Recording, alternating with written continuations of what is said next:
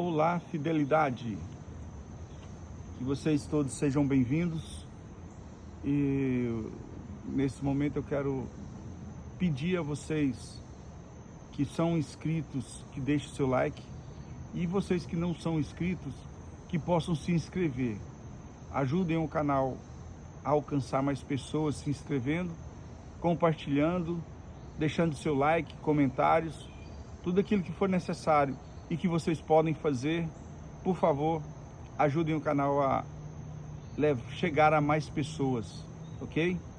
Mais uma vez estou do lado de fora de casa, gravando essa leitura aqui, capítulo 1, As Maravilhas do Pensamento Dominante. Muitas pessoas levam uma vida miserável e devastada por causa de limitações, algumas imperceptíveis e outras bem reais. Entretanto, isso não importa. Você pode ter uma vida rica e feliz, desde que se decida a melhorá-la por meio do domínio dos seus pensamentos. Existem inúmeros exemplos sobre como os pensamentos podem ser controlados, para que a ideia de doença ou depressão desapareça do seu consciente, modificando completamente a sua vida. Testemunhei o caso de uma pessoa que há muito sofria com dificuldades de movimento devido à artrite reumática. Influenciada por uma conversa que foi capaz de absorver sua atenção, essa pessoa deixou de pensar no seu problema de saúde e aceitou uma ideia de cura, que acabou se tornando o pensamento dominante em sua mente. Algum tempo depois, conseguiu caminhar por 2 ou 3 quarteirões sem nenhum sinal de incapacidade. A certa altura, parou subitamente e exclamou, surpresa, que se esquecera de marcar. Meu irmão mais velho, que era sonâmbulo, tinha sofrido uma ruptura de ligamentos no tornozelo direito e mal conseguia ficar em pé. Entretanto, vi com meus próprios olhos que quando estava em estado de sonambulismo, ele era capaz de andar normalmente pela casa e ir para onde queria. No estado de sonambulismo, meu irmão se esquecia da dor e da incapacidade física, o que significa que quando o seu eu interior e verdadeiro andava e subia escadas, seu corpo passivo o acompanhava. A esposa de um alfaiate em New Hampshire, que estivera confinada ao leito por anos seguidos como uma inválida incurável, foi acordada no meio da noite, sufocando com uma fumaça espessa que invadira o seu quarto. A casa estava pegando fogo e não havia tempo para questionar se conseguia ou não se levantar sozinha. O pensamento sobre o perigo se tornou tão dominante e apagou de sua mente a ideia de incapacidade. Seu subconsciente a fez pular da cama, levando seu corpo para o meio da rua, fugindo do incêndio. Nesse caso, a cura foi permanente. Não há milagres nessas histórias. Trata-se apenas de fatos que ocorrem em harmonia com uma lei. A lei da soberania da mente, do corpo, sobre o corpo. Não está longe o tempo em que as pessoas serão ensinadas a usar esses poderes latentes que dormem em seu interior. Muitos anos atrás, um líder político da Hungria, Louis Kossuth, disse, durante um discurso em Nova York, que às vezes ficava preso no leito por causa de uma doença, mas quando recebia notícias das Forças Armadas pedindo sua intervenção pessoal para a resolução de algum problema, ele recorria ao poder do pensamento positivo, que erradamente costuma ser chamado de força de vontade, e dava ordens ao seu corpo, fique bom, mandava, e o corpo obedecia. Claro que isso não era apenas um comando emitido por uma vontade despótica, que seria tão inútil como dar ordens a uma mosca ou a uma pedra. Era um ato de fé, A mesma fé que implantou e subjugou reinados, fez fechar a boca dos leões, abrandou a violência do fogo, escapou do fio da espada. E para resumir seus sublimes efeitos em poucas palavras, fez dos fracos criaturas fortes. Se a fé é um agente causal e tem poder de obter tais resultados, por que a cura de uma doença por intermédio da fé é considerada incrível ou impossível? É nessas ocasiões que surge uma pergunta inúmeras vezes repetida: como posso conseguir essa fé? Essa simples pergunta já abrange um erro fundamental. Não existe uma maneira de conseguir fé. Você está neste mundo para usá-la. Desejar ter fé é procurar por algo que já possuímos. Suponha que você encontrou uma pedra grande no seu caminho e precisará afastá-la para continuar sua jornada. Por acaso perguntaria como conseguir braços para levantar a pedra? A fé é tão somente a ação da mente sobre o plano dos sentidos, no qual há falsas e enganadoras aparências. No mundo em que vivemos, tanto na matéria como na mente, existem duas camadas, uma inferior e uma superior, que se movimentam em direções opostas. Quando você gasta energia mental, que é chamada de volição ou vontade, consegue erguer um braço ou uma perna. Por exemplo, o movimento visível é a expressão externa de uma força mental invisível. Se você troca uma cadeira ou uma mesa de lugar, o poder que executa esse ato também não é visível. Deus, de maneira análoga, governa o universo e nossos organismos físicos. Devemos gravar em nossa mente um axioma fundamental: a matéria, em todas as suas formas, movimentos, condições ou qualidades, existente tanto no corpo humano como em tudo o que há de objetivo no mundo, não é outra coisa senão um efeito causado por uma força espiritual que a ela deu origem e a governa. A absoluta impossibilidade é a inexistência de uma causa física, é parte importante da crença de uma pessoa espiritualizada. O corpo jamais conseguirá afetar a mente. Essa é a pura verdade. Dizem que, quando se amarra firmemente uma atadura em torno de um braço ou uma perna, ela interferirá na circulação sanguínea e impedirá o funcionamento saudável do membro. Não há dúvidas sobre essa afirmação, mas antes de aceitar que um gesto físico é capaz de afetar a matéria, é preciso fazer uma pausa e se perguntar: a atadura se amarrou sozinha ou foi a mente e a vontade de alguém que prendeu em torno dos braços? Atualmente, os modernos metafísicos, a ciência da mente e ensinamentos similares aceitam o poder da mente sobre a matéria como uso incontestável. A ciência atual também já não contradiz essa verdade, para ter absoluta certeza que qualquer coisa, você tem que ter uma crença inabalável. Deus é Deus, é o mesmo que foi ontem e será amanhã. Esse deve ser o pensamento dominante em todas as mentes, porque é imutável, a lei jamais muda.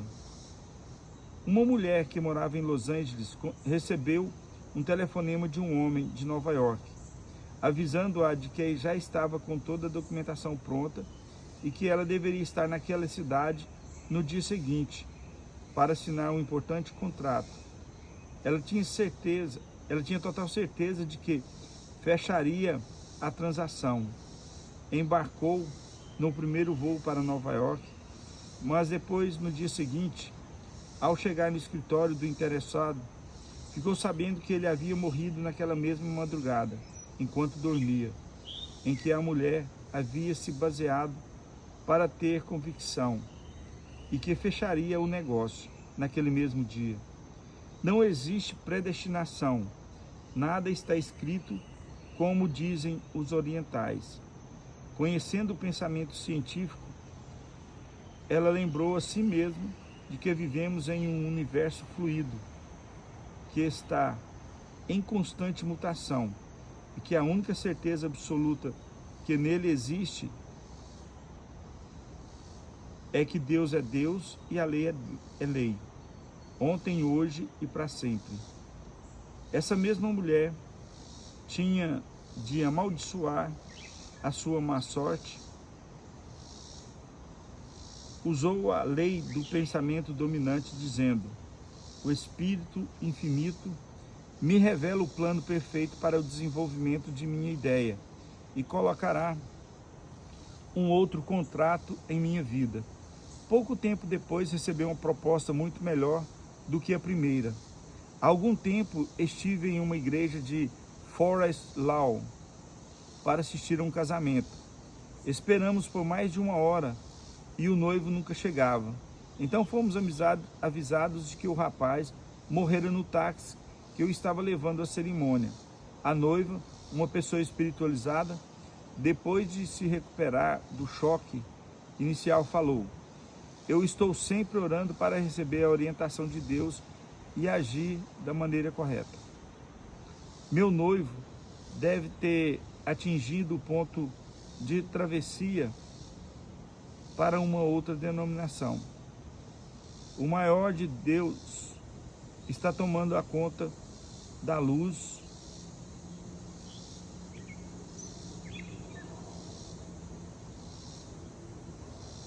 da alma, e a paz inunda sua mente.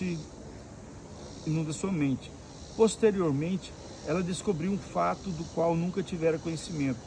Seu noivo era um alcoólatra e sofria de uma grave doença cardiovascular. A moça confiava firmemente no poder de Deus e, por isso, se sentia sempre envolvida por harmonia e paz. Está claro que seu eu superior a protegeu, livrando-a de um futuro nebuloso, e ela ficou muito agradecida por isso. Uma vez, outra mulher, enfrentando a mesma tragédia, talvez se queixaria amargamente de Deus, sem entender que estava sendo protegida contra uma vida de sofrimentos. A noiva percebeu de que se livrara, abençoou o rapaz falecido e continuou sua vida. Suponhamos que haja 3 bons atores interessados em interpretar o papel de Romeu na peça de Shakespeare. Todos têm grande experiência teatral, mas só um será escolhido. O ator que conhece a lei da mente diz: eu vou ganhar esse papel, não tenho compromisso no encontro e conheço meu talento. Serei um bom Romeu. Acrescenta: se eu não tiver o papel, virá um maior e mais grandioso, porque esse é o desejo do meu eu superior.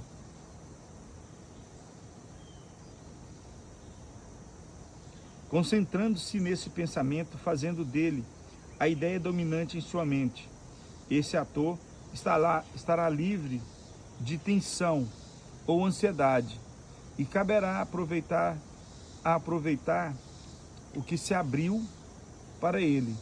Se alguém pode cavar uma vala em 1 hora, 10 pessoas serão capazes de cavar em tempo muito menor. O medo e a ansiedade valem por 10, mas quando você assume uma posição de divina indiferença, o trabalho transcorre sem tropeços. Indiferença, nesse caso, não é apatia, desmazelo ou falta de atenção. O ator que conhece a lei e não se preocupa com nada, porque sabe que a divina indiferença traz resultados e que quando há uma divina indiferença, suas preces não são atendidas. Você sabe que o sol nasce todas as manhãs, sabe que as sementes plantadas em solo fértil irão germinar. Também deve saber que quando você ora a Deus, suas preces são atendidas. Com certeza, terá consciência de que é impossível não haver resposta para suas preces. Há uma oração muito antiga que diz: isto ou algo muito superior e mais grandioso está em sua visão. O Senhor meu Deus é um bom pensamento para ocupar o papel predominante de nossas mentes. Não precisaremos ficar nervosos e preocupados com a possibilidade de conseguir ou não o que desejamos. Não há nenhuma certeza em condições ou circunstâncias. Tudo passa. Acredite na máxima que diz: tendo feito tudo, eu paro e espero. Sim, uma atitude correta. Você fez o melhor possível. Tentou resolver o problema. Conversou com colegas, amigos e familiares. Procurou ajuda. Tentou de todas as maneiras consertar uma situação e não conseguiu. O que fará? Ficará reclamando, correndo em círculos e se queixando da vida? Não. Você precisa de paz. Você precisa de paz de espírito, serenidade e tranquilidade. Relaxe. Para onde está e espere. Pare de querer resolver os problemas com sua mente consciente. Acalme-se e conscientize-se de que você é Deus. Interrompa os movimentos das engrenagens da sua mente objetiva, sabendo que você é Deus Todo-Poderoso.